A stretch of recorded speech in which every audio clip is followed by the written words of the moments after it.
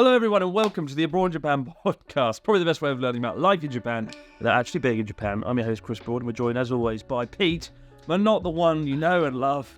It's the other one. Yeah, sorry. My apologies that Pete Donaldson is not in the chair today, but I will do my best to pick up the slack. Indeed. And represent all Petes around the world. Good man, good man. So Pete is joining Journey Across Japan. He's coming up later in the series after Sharla and Joey. And Connor, and Natsuki and Yotaro. Wow, everybody. We've saved the best till last. I see. We really have. Mm-hmm. And if you're watching on YouTube, you can see we're in a hotel room with a relatively nice Shoji sliding door behind us. And it's not quite the Trash Day studio. No. Or even the Abroad Japan podcast normal studio. But it's nice to do these podcasts on the road, I think. Get to go behind the scenes and see just the awful state that everyone's in. I mean, when I did arrive, I was the last guest to get here. And when I showed up, it looked like everybody had survived some horrific war. They had these 1,000-yard stairs and everybody looked exhausted. But then the videos, and when the lights come on and the work gets done, everybody's ready to go and they're looking forward to it. So it's a props to you guys for being, what is this? This is day 21 at this point. I don't know what day It's been 3 weeks of daily filming, planning, traveling, all of it. But not daily video releases. No. Unfortunately, that was unsustainable. It was. I'm quite annoyed in some respect. On the one hand, this project has been so awesome, successful. Everyone's been great. Everyone's been having fun. The feedback, the views, the comments, everything's great. But it's kind of like it shows you like how it's all a matter of perspective. Because I very stupidly at the start was like daily uploads, and I think I was envisioned kind of like a very simple vloggy kind of series where it's just me holding a camera going, okay guys, look, we're in a car. And then obviously it didn't become that. It became like a normal Abroad in Japan level quality series. If only anybody had tried to stop you and tell you that this was a terribly impossible idea. Are you saying wait, that was everybody. No. Everybody was like, maybe 20 videos in 21 days is very challenging to do. No, I've hired a legion of editors to travel with me. It was, you know what though? I think you wouldn't have known unless you did it. You know what I mean? So I think it was worth the effort. And the videos, like you said, are good. And the videos, while not daily, I think worth the wait. We found a few things. Like number one, obviously they do take a bit longer to produce, especially when you're doing bloody mini documentaries on Fukushima or massive 2-day island episodes. Like, yeah, I think my kind of aim and like I was clearly a bit silly. And again, in matter of perspective, some people are disappointed because I said daily videos, not daily videos. But if I hadn't said daily videos, to release this level of quality videos every 2-3 days, this kind of high production videos would have been just mind-blowing. So I shot myself in the foot a little bit, but I'm happy with how they are. We found with YouTube as well, when you push videos in quick succession, and we did have a few daily video releases, we found YouTube didn't know what to do. YouTube's just like, there's so many videos, I'm just not going to promote them. And when you've got like 7 people working behind the scenes on it, it's just not good to have that. So yeah, I've come out every 2 or 3 live, you days. learn, and it's and like I said, the video quality I think to you has always been the utmost importance. So as long as that is cleared, it doesn't matter exactly when they come out because we've already shot the videos. Yeah, and they're still coming out every 2-3 days, and I think that's... Can't wait for that cyclothon video number 2 to be out. Well, take that out with Paul Ballard. Poor Paul. But that's only 8 months ago, so don't worry about it. Well, I'm sure we'll do another one, and we'll release that beforehand. Oh, that'd be great. As a promo. But, yeah, it's been relentless, though. Certainly in the last few days, I have felt like I want to go home now. Because, like... I felt that, and I've only been here 2 days. Yeah, I mean, obviously, we won't talk about what you've been through, what we've did with you, but it was certainly... It's kind of tantamount to torture in some respects. I think that's a part of Journey Across Japan as a series. Either you're getting personally injured from smacking your ear in the oceans of Okinawa, or somebody is freezing to death in the frigid north, or something. There has to be some sort of pain to go through these videos for you guys. That's true. And Pete certainly had his fair share a few days ago, as you'll see in that episode. Yeah. But I'm really glad though things are coming to an end soon, and I can relax. Although the videos will be coming out, I think, throughout December and into early January. So it's cool though. It makes kind of like the series feel bigger than it is. Filming for like 21 days straight and releasing over kind of a month and a half. Kind of makes it more epic. Yeah, that's it. But not as epic as Pete's trip to France and the UK. Unbelievable. And if you haven't already heard, not everything went well. You got pickpocketed in France, right? I did. That would never happen in London. Not in England. Never. No, there was, I'm going to do one slight correction. It was not Paris. It was in London, your home country. Pickpocketed. No. Lost my passport, my credit card, a ridiculous amount of cash in bills, and somebody's having a Merry Christmas on my behalf. And they have my identity, which might be actually a net loss, but... Jesus. So I feel like part of me got back at them. But yeah, that was horrible. I got pickpocketed on my last day of the trip.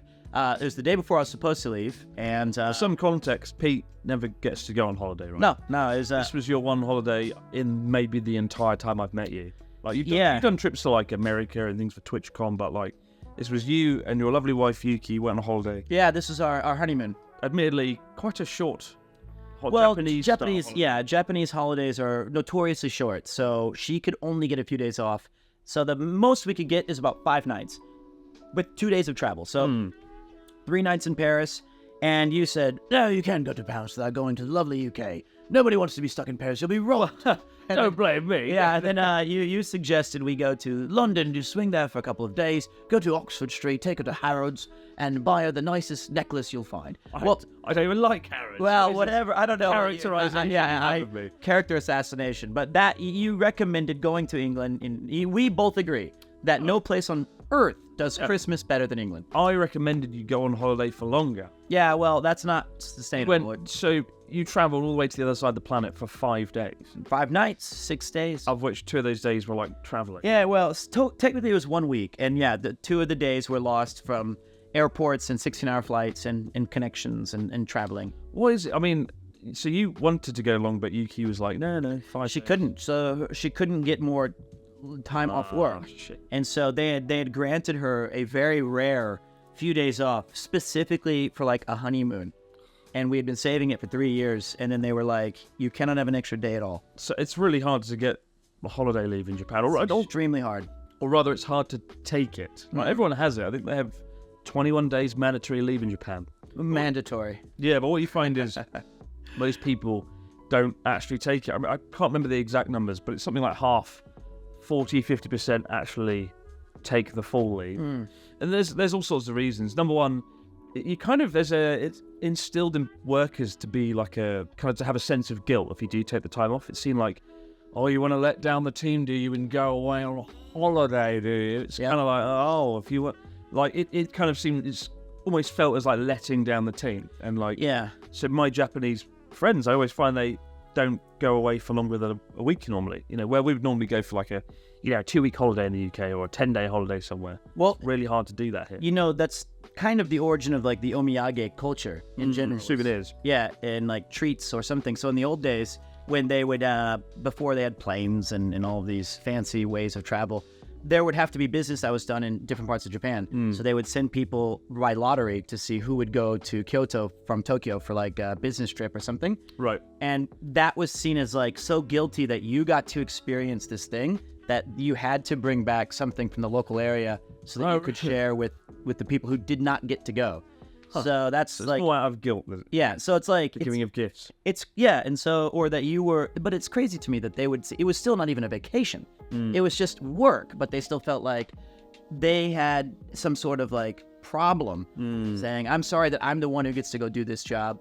Here's what I can bring back for you." What did you bring me back from the UK? Well, I didn't bring back anything for myself. I had to spend it at the embassy. Lovely London embassy. Wow, what a great way to spend your honeymoon. Well, how did this pickpocketing go down? The basics, I don't want to go over too long of it because it didn't happen to me, because everyone knows you mess with me, you get... Okay, so I was at a pub. So my lovely wife, we had stayed at this really great hotel, but during the check-in, they had lost her bags for 2 hours. What was the hotel? I don't need to get into specifics, even though you booked it and it was against my better financial judgment. So this 5-star hotel, they lost our bags upon check-in for 2 hours. And I had to ask my butler, can you please find our bags? And then he could not. So when they brought them back, the bags had some sort of debris on them or something. And God. I don't know if they'd been outside or if they'd been put under a Christmas tree. What happened? Did you just turn up and they're like, oh, put the American man's luggage in the dustbin?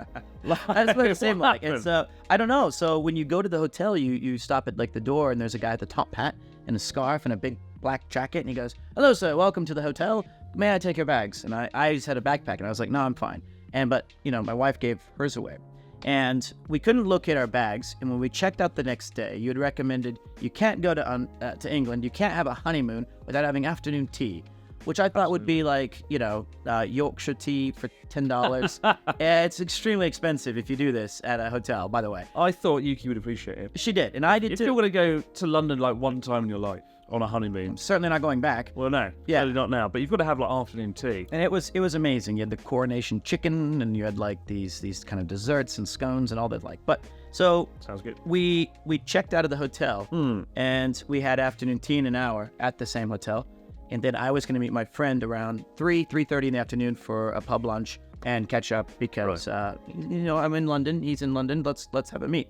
And Yuki did not want to be at the pub for that long. She said, I want to walk around central London, Big Ben, Sure. Buckingham Palace, See the sights. Hyde Park, all of these things, and take pictures and be a part of it. And I said, you know what?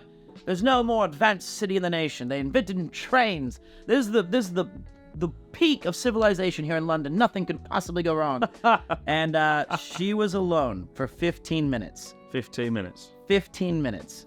Within 15 minutes, she was pickpocketed outside of, presumably, Big Ben. And I had given her my special pouch that had all of my money, my passport, and my credit card. Now, I know that this sounds foolish to carry this much money that I did have, but there was reasons, there were circumstances behind it. And that pouch had never left any of the safes that we had been through in any of our travels through France or through England.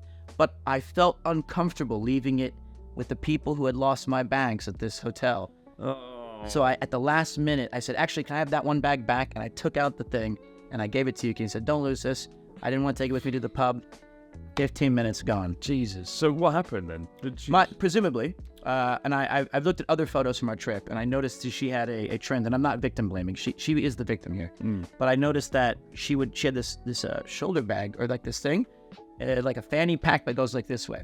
And when she takes pictures, she would put it around this side so that she could hold her camera. Right. And so the pouch is on her back. Ah, crap. And I think what happened was somebody, while she was taking a photo, came up and unzipped it and grabbed what they could, which had her wallet in our pouch. Just speed and precision required for that. Unbelievable. Something and Not sponsored by Pepsi, is it? no, I think, that's just so unlucky. Clearly, Big Ben is one of the top targets because it's quite busy, it's quite bustling, Yeah. touristy. I was there just a few months ago, and that area is really busy. Well, There are crowds that you sort of get lost in for a moment, and if you're going to be a pickpocket, you are going to go there. And well, the thing that shocked me was, after the fact, after we were robbed, it seemed like everybody I talked to, whether it was on in person or our cab driver, or even when I was doing a live stream and I had some comments, it seemed like everybody was like, oh yeah, of course you were pickpocketed in London. It's a dangerous place, happens to everybody. Jesus. And if somebody had told me that beforehand, because I had no shortage of people telling me, Europe in general, Paris especially, hey, be careful for pickpockets. And my mom always told me crime has no address. Could happen in Tokyo, could happen in Kansas City, could happen in London. But in Paris, I was always super careful to put my wallet in my front pocket, even because I always keep it in my back pocket. right. And I thought, well, as soon as I got to London, I was like, I can finally relax. Oh, safety. Safety. Couldn't be more wrong. And Paris ended up being wonderful, as I've always contested. Nobody pickpocketed me. People were very gregarious, very kind. I've never heard of anyone getting pickpocketed in London. Maybe one friend. Well, now two. Well, But I think they do target Asian tourists. yeah, I read that as well, because they happen generalization, they tend to carry more cash on them. Because Japan's a cash society, Yeah. and so we might have more bills on our person than cards, and so they definitely got the jackpot with me. They did get the jackpot. Oh, God, I My lost so God. much money. It was insane, mate. Oh. Yeah, and big shout to Eagle Eye observers or followers of your channel. We'll remember there was a gentleman named Nick Chambers who joined you on the chess boxing as not Nick Pettis, who was your coach, but Yes, Nick, the husband of my good friend Chucky. Yeah, and he was there to help you, right? He was, and that he showed supreme patience and kindness as I was going through, just hanging out with you, mate. I meant supreme kindness and patience. Before I was robbed, I meant. But after it turned out that we'd lost a lot of it, Nick gave me every pound he had in his wallet and said, "At least have a nice dinner." £4.50. It was two pence, and I was like, "Wow, a shilling." Get yourself a McDonald's. So wow. But no, the fact that he had that kind of kindness, and there are some decent people in England, I suppose. Now I know why you left to Japan. I can't blame you. Oh no. Yep. My God. I mean, Nick is always there when something awful happens to pick up the pieces. When we did Natsuki the movie, I don't know if you remember, Natsuki did a jump in a wind tunnel. He was supposed to do a frontward somersault. He did a backward somersault, smashed his head, and he wanted to go to hospital. So we went to hospital in Brighton, and that was the night that Nick was coming to meet us. And instead of having fun, drinking, exploring Brighton for Natsuki the movie, we sat in a hospital for 5-6 hours. That's crazy. And Nick had to sit there too. He's the harbinger of bad luck, perhaps. He's the He brings it with him, and yeah. Well, he didn't have to sit there, but he stuck it out with us, and I won't forget that. Absolutely great guy. Yep, he's a good. Oh, did Yuki enjoy the holiday apart from the great robbery scandal? It's like the great train robbery of modern times. But I think robbery. Yeah, I mean, any other year I'd have no money, but I just had saved all my pennies for this one moment. Yes, Yuki had never been to Europe. She'd never been to the United Kingdom. She'd never been to France, obviously, all of those places. And so for me to be able to show her some of the places that you'd showed me in England and that I'd been to with my family or friends in France was really fulfilling for both of us. I got to be kind of the host and say, look at all these things, and here's my knowledge on these. And I think she kept saying, because English is not her first language, but she's quite. Oh, she's fluent. Yeah, she's very better good. than you at English. It's pretty debatable, but she is. She kept saying like something moved me. Like she felt moved by seeing things that she'd seen in dusty old textbooks or Wikipedia. Right. The Mona Lisa, the Louvre. Did you go to the British Museum and all that sort of stuff? Did on the last day. We went to the British Museum of Natural History. Ah, that's the good one. Yeah, and where you guys have just a bunch of rocks and bones and taxidermy of the like. And that was the only place we were able to buy souvenirs. So we bought a bunch of Darwin memorabilia, a sweater. Nothing says honeymoon like the big book of Charles Darwin. I know. It was so bad. And so, everything was canceled in England, essentially. We got a full English breakfast. We had the afternoon tea. Wasn't a total loss then. Yeah, it was good. You had an afternoon tea and English breakfast. It is a shame, though, given you only had 2 days, one of them was spent wasted at an embassy, picking up the pieces in a broken dream. Yep. And they specifically said, when I said, I lost my passport, and they mentioned, we get dozens of people a week who have this exact same problem. And you're like, that hasn't helped me in any way. No, but it gave Lots me of people context. get it wrong. Yeah, but I thought of the home of Scotland Yard, and they caught Jack the Ripper. Wait, was he caught? He was not caught. They didn't even catch Jack the Ripper. Then Still how can around. Yeah, so they can't. No way they could catch a pickpocket with all the CCTV footage. Buckingham Palace is like 4 feet away, and the king lives there. Couldn't they protect their citizens? What's annoying is that area Yuki was in actually should have a lot of security cameras. You'd think so. The police could literally just look it up and see. Yeah. Like, the UK has an astonishing amount of surveillance cameras, like some of the highest in the world per capita, right? I remember watching a video, someone robbed a store in my town of Maidstone, where I'm from, and they just watched it in real time. They switched from like 8 different cameras to the town. No. As he's like running along with the swag, and it's just like he thinks he's out of the woods, and then it switches to another camera down like a river. So like where Yuki was and the pickpocketing took place, they should be. You'd think so. Bloody cameras galore. But the police were like, pointless. nah. We went to the police station, and they had nobody waiting. There was nobody. There was just the people working. And I was like, I'd like to report a robbery, and they said, do it online. And I said, well, it happened just down the road, and they were like, can't help you. And I was like, don't you have a bobby or some constabulary that you can go to? And they're like, nope, online, please. So then we spent 2 or 3 hours filling out a quite extensive police report. And we had to show that to the embassy. And, they might still get back to you, though. They might, you might get an email in a week being like, we caught the bastard. It's XYZ. Yeah, sure. I'm sure they will. But it soured my perception of London, which I used to hold in quite high regards. But I prefer the smaller towns in England.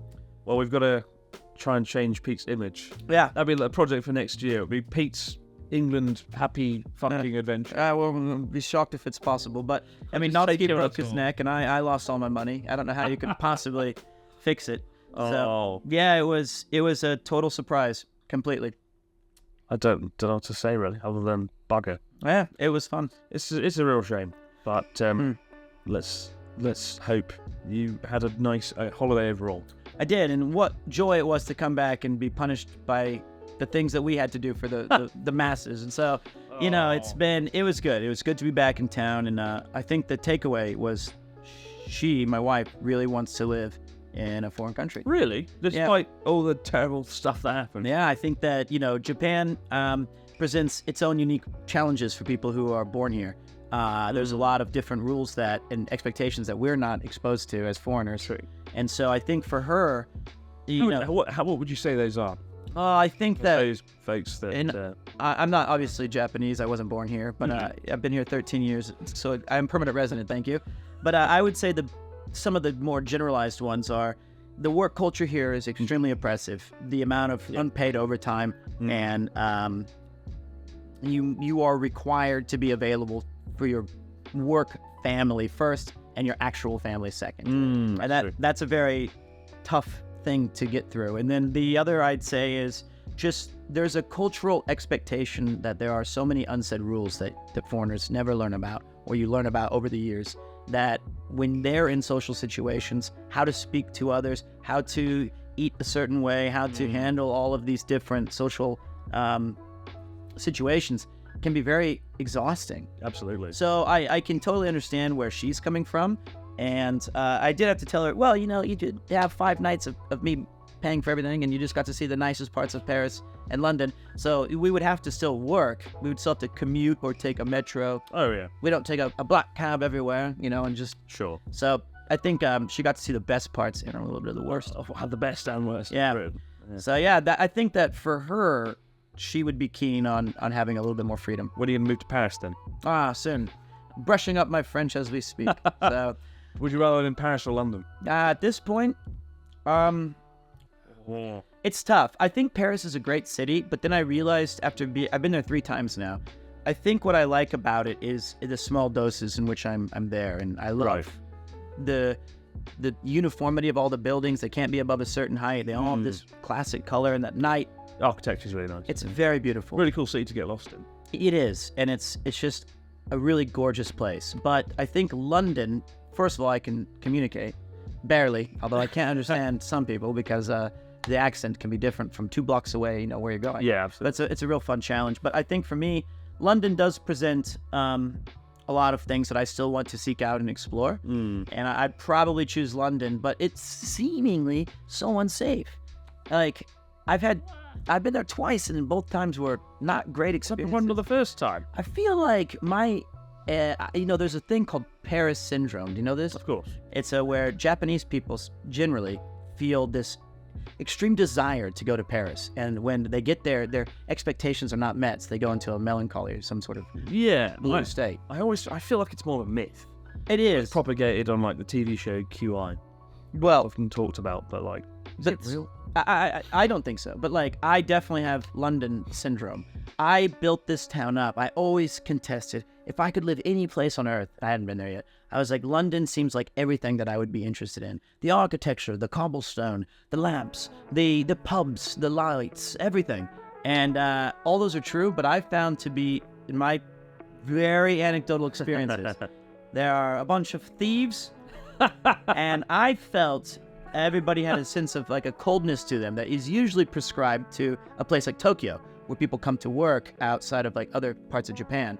I felt most Londoners were not keen on having a quick chat or small talk. No, they're not. When I did my book tour signings kind of around the country, I went up to Leeds and Nottingham, and people there are a lot more friendly and nice. I'm not sure what it is about a big city like London where everyone's just a bit, there's great people around. Of course, yeah. There's no, but on a minute-by-minute basis, hour-by-hour, people are more friendly and talkative and chatty and inquisitive and friendly up in North England. And they're kind of famous for that in the UK. Oh, really? The North are more nice. And I found that to generally be accurate. Well, I could see people talking and having fun in their groups. But I saw very little, just in my observations, very little crossover to different tables having a laugh or sharing a joke. Whereas in Japan, all of the izakaya or the bar you go to is like one table sometimes, so it's so small that you can't help but engage with like people around you, or at least acknowledge that they are there. But I felt a big city, lots of people, and I've never been more alone. Oh, what a honeymoon. It was great. What a honeymoon. What a great time. Poor Yuki. Should have gone to the Maldives. Yeah, should have done it. Something.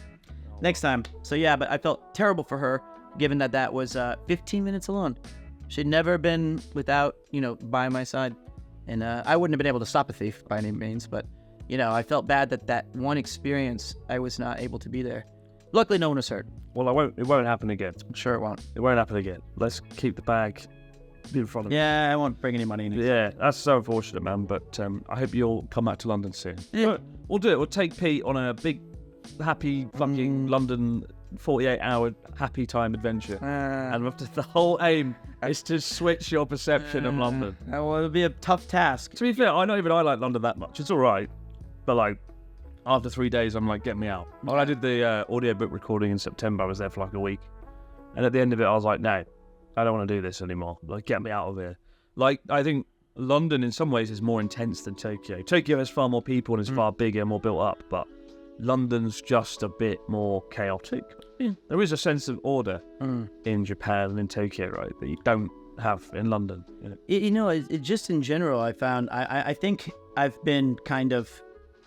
I've lost a lot of autonomy from living in Japan, because people are always telling me, go this way, or you reserve a table and you could put your phone on it, or you leave your bag there or a scarf or something, and this would be nicked in a minute in like in any other country. You can't leave your valuables. But the thing that I remember when I got to Heathrow, I was supposed to make a connecting flight to Charles de Gaulle. Right. And you get off the plane and we have like an hour to make our connection. I was like, it's plenty of time. Leave it to me. There is not a single person working in the airport that can tell you where to go. It's just these signs.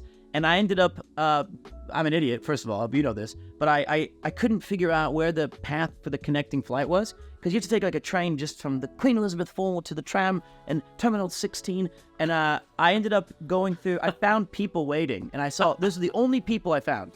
And it was all automated. There was no people checking. And I ended up going through, I left the airport on this line. No.